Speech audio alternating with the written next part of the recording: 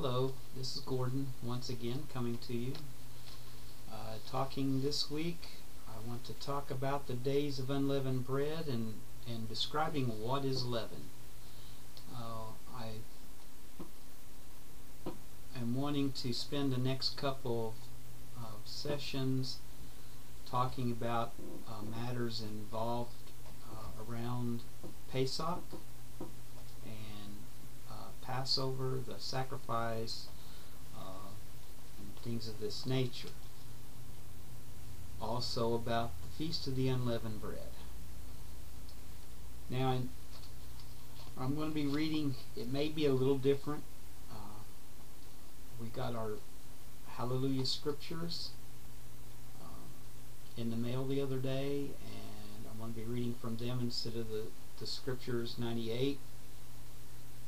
I'd like to first go to Exodus chapter 12, and I'd like to read in verse 9 or 15, and then go down to verse 19 and 20 for our first reading. 7 days you shall eat unleavened bread. Indeed, on the first day you shall cause leaven to cease from your houses. For whoever eats leavened bread from the first day until the 7th day, that being shall be cut off from Israel. In verse 19 and 20. For 7 days no leaven is to be found in your houses. For if anyone eats what is leavened, that same being shall be cut off from the congregation of Israel, whether sojourner or native of the land. Do not eat that which is leavened in all your dwellings. You are to eat unleavened bread. Now let us turn to chapter 13 and read verse 6 and 7. 7 days you eat unleavened bread, and on the 7th day is a festival to Yahweh. Unleavened bread is to be eaten the 7 days, and whatever is leavened is not to be seen with you, and leaven is not to be seen with you within all your border. Now let's turn over to Deuteronomy chapter 16, and I'd like to read verses 3 and 4. Eat no leavened bread with it, for 7 days you eat unleavened bread with it, bread of affliction, because you came out of the land of Mitzrayim in haste, so that you remember the day in which you came out of the land of Mitzrayim, all the days of your life. And no leaven should be seen with you in all your border for 7 days, neither should the meat which you slaughter in the evening on the first day stay all night until morning. So, we can see from those passages that leaven is forbidden in our homes, our borders, our quarters, dwellings, different phrases used there, during the festival of unleavened bread. Also, it is not to be found with the Pesach offering.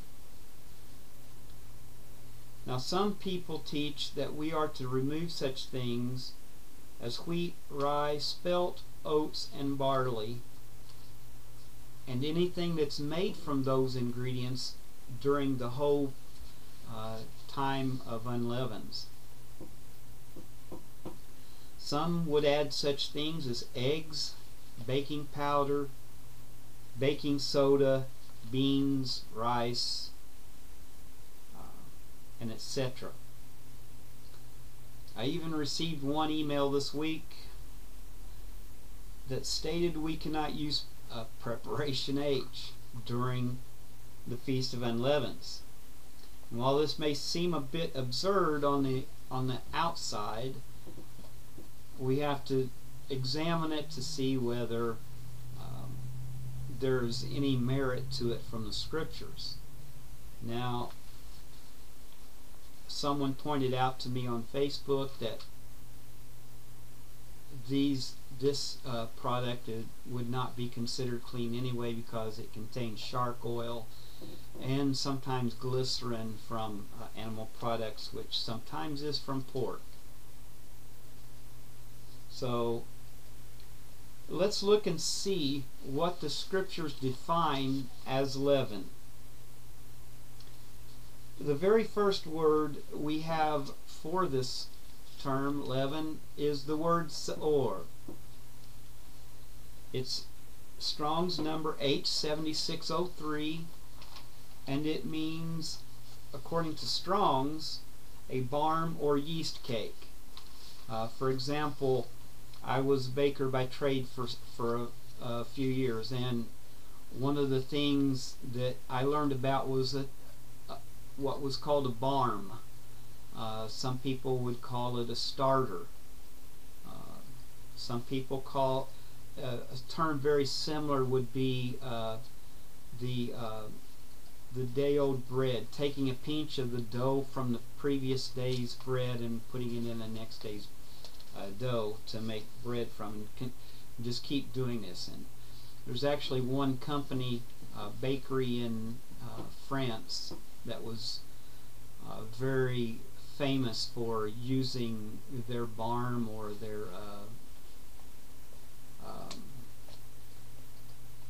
it was called eau dough. I'm trying to remember the French term for it here now, but and it's eluding me, but they were quite famous for that, and they claimed that their dough had been passed down day to day for over 100 and some years.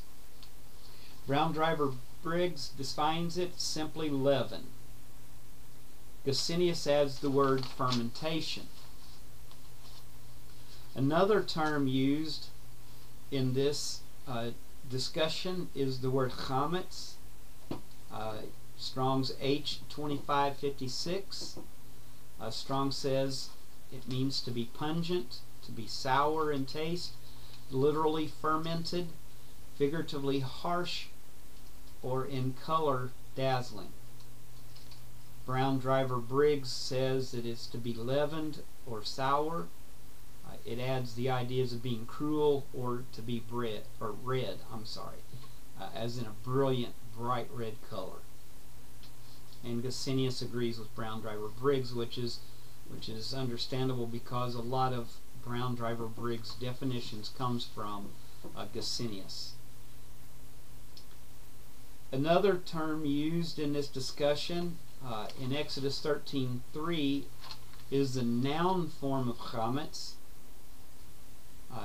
2557, Strong's number.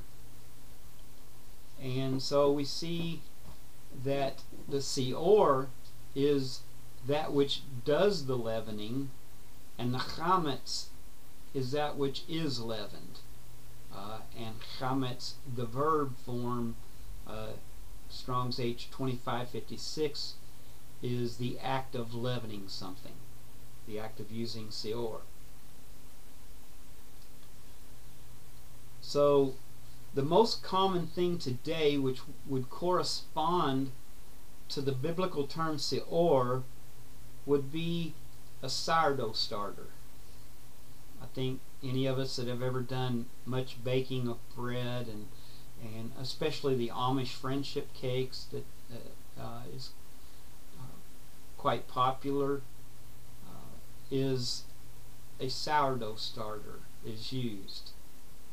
They use a sugar in the sourdough starter, and it's very liquidy, whereas a regular bread sourdough would be anywhere from liquid to a more firm, even more firm than the bread dough itself. And according to the consistency of it, it would be the bread's liquids would be adjusted accordingly.